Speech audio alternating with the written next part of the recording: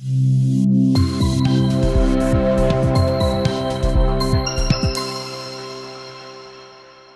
తండ్రి కుమార పరిశుద్ధాత్మ దేవునికి వందనాలు స్తోత్రాలు చెల్లించుకుంటూ దేవుడి దినమందు మనకిచ్చిన వాక్యము ఫిలిప్పీలకు రాసిన పత్రిక 4వ అధ్యాయము 19వ వచనం చదువుకుందాం. కాగా దేవుడు తన ఐశ్వర్యము చొప్పున క్రీస్తు యేసునందు మహిమలో మీ ప్రతి అవసరమును తీర్చును. మన తండ్రి అయిన దేవునికి యుగయుగములో మహిమ కలుగును గాక. ఫిలిప్పీలకు రాసిన పత్రిక 4వ అధ్యాయము 19వ వచనము 20వ వచనములో ఈ విధముగా వ్రాయబడి, దేవుడు తన ఐశ్వర్యము చొప్పున క్రీస్తు యేసునందు మహిమలో మీ ప్రతి అవసరమును తీర్చునంటున్నాడు. దేవుడు తన ఐశ్వర్యము, దేవుడు మన సర్వశక్తిమంతుడు, ఐశ్వర్యవంతుడు. ఆయన ఎన్నో మన కొరకు సృష్టించారు. భూమిలో నిక్షిప్తమైన ఎంతో విలువైన ఖనిజాలు మన కొరకు సృష్టించారు. భూమి మీద ఎంతో మనకు ఆశీర్వాదకరమైన సృష్టిని ఆయన జరిగించారు. ఐశ్వర్యం కూడా గ్రహిస్తాడు. ఐశ్వర్యవంతుడైన తన ఐశ్వర్యము చొప్పున క్రీస్తు యేసు మహిమలో మన ప్రతి అవసరతను తీర్చును అంటున్నాడు. క్రీస్తు యేసు మహిమార్థమై మన ప్రతి అవసరత తీర్చడం. మనం యేసుక్రీస్తు నామంలో విజ్ఞాపన చేయాలి. ఆయనకి చెప్పారు కదా, యేసుక్రీస్తు ప్రభు వారి పేరట తండ్రికి విజ్ఞాపన చేయాలని తెలియజేశారు కదా వాక్యాల్లో.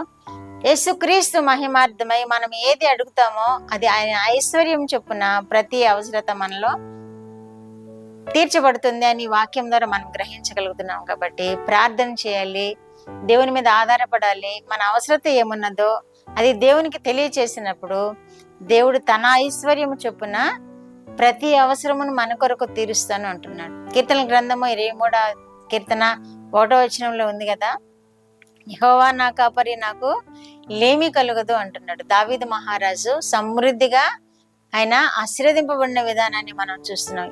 ఈ విధముగా ఆధారపడ్డాడు కాబట్టి యెహోవా నా కాపరి, నాకు లేమి కలగదు అని ధైర్యంతో దేవుణ్ణి కాపరిగా చేసుకుని జీవించాడు. కాబట్టి ఆయన ఐశ్వర్యంతోనూ ధనముతోనూ మంచి క్షేమంతోనూ ఆశీర్వాదాలతోనూ నింపబడ్డాడు. ఎంతో క్షేమం కలిగి ఉన్నాడు దావీదు మహారాజు. దేవుని కృప వలన జయం వెంబడి జయము, జయం వెంబడి జయం పొందుకున్నాడు. ఎందుకని యెహోవా నా కాపరి అని యెహోవాను కాపరిగా చేసుకున్నాడు.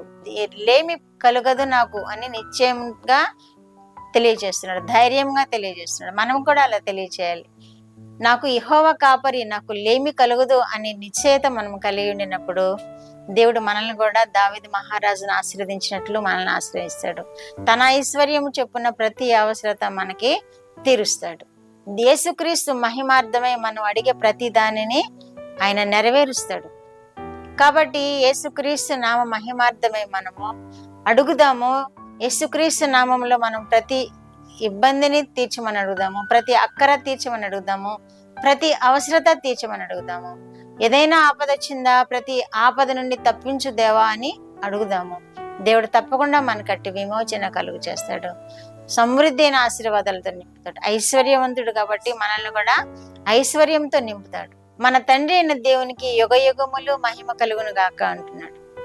ఎందుకని ఆయన మహిమ కలుగుతుంది. మనకి ఆయన దేవుడుగా ఉన్నాడు, మన అవసరతలను తీర్చే దేవుడుగా ఉన్నాడు, ఆయన సమృద్ధిని అనుగ్రహించే దేవుడుగా ఉన్నాడు. మనం ఎప్పుడైతే ఆయనను అడుగుతామో ప్రతి అవసరత తీర్చి ఆయన మన ద్వారా మహిమ పొందుతాడు. యుగయుగములకు మహిమ కలుగును గాక అంటున్నాడు.